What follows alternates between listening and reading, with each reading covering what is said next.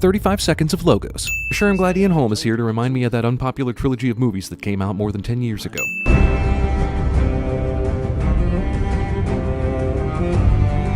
Peter Jackson only teases Dragon even though he knows you bought the ticket expecting to see Dragon.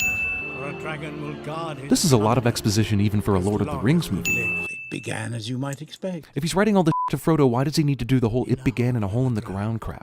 Oh, hey Frodo, what are you doing in this movie? Not a thing. This is a terrible way to store bread. This redheaded guy is instantly replaced by this other dude. Aragorn Jr. Dwarf doors are invisible. Yeah, except when a huge dragon wants to come in. Stay out late. Come home after dark, trailing mud and twigs and fireflies. Gandalf is basing all of his faith in Bilbo on things that all kids do at that age. If the dwarves spent as much time training to fight dragons as they did singing, this trilogy would be over by now. Are the dwarves supposed to have blown out this candle that's still smoking like 3 seconds ago before leaving, or does Peter Jackson not know how candles work? It takes 43 minutes for this film's actual adventure to begin, and the first thing they do is go to sleep and tell more boring dwarf stories. He's a gentle soul who prefers the company of animals to others. He keeps a watchful eye over the vast forest land. So he's the Unabomber. Still a better death scene than Miranda Tate's in Dark Knight Rises. Even for a kids movie, this is pretty f***ing ridiculous. No horses were harmed in the making of the scenes that have no horses. These ropes aren't remotely tight or secure. While the weed smoking sort of helps explain this crazy wizard character, I'm not sure it fits a kids movie full of snot and fart jokes. I'm just saying.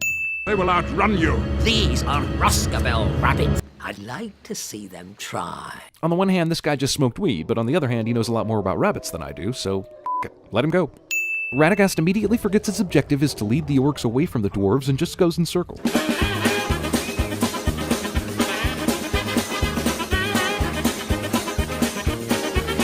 Bilbo's sword isn't glowing despite the fact that there are tons of orcs around. Man, Middle-earth simply did not believe in handrails. Is this the same spot where Frodo got stabbed in Fellowship? Are you really just cramming in every single possible connection to the other trilogy that you can?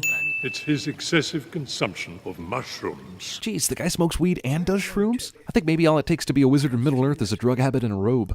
Because there is none. Is Saruman supposed to already be evil here, or is he just a dick? Yeah, this always seems to happen. I start playing Final Fantasy VII, but I end up playing Shadow of the Colossus. So the goblins built this entire collapsible floor just in case somebody came by and wanted to sleep here for a while? This fall would definitely kill Bilbo if this movie wasn't taking place in a physics-free zone. Man, no one tell Radagast about this place. Didn't Gandalf say, The blade is of elvish make, which means it will glow blue when orcs or goblins are nearby. and didn't Elrond say that this sword was of elvish make? So then why isn't this blade glowing near all these goblins? Or Gandalf's sword, Glamdring, also made by elves. Rings don't land on fingers like this, unless you're in Middle-earth, where it happens in the first movie of every trilogy.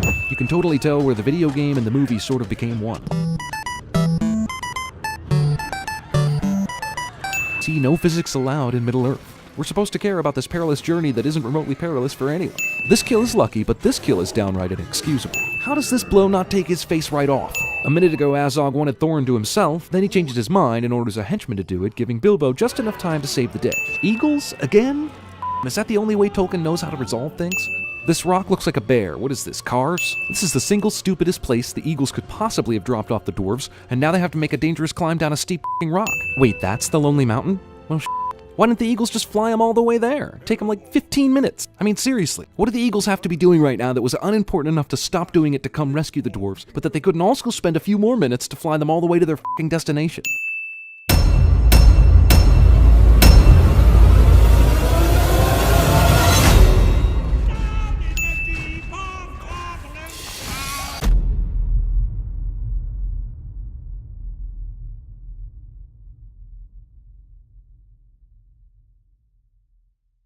Looks like Def Leppard is here for their Rock of Ages video shoot. And oh look, Rick Allen's here.